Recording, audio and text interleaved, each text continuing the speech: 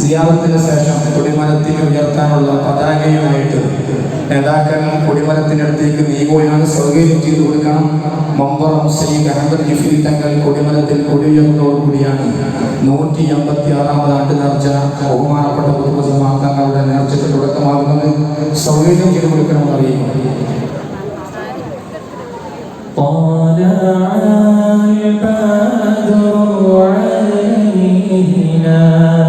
من ثنيات الوداع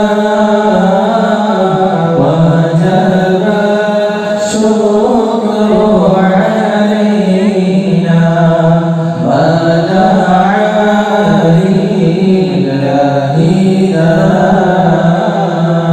الشرع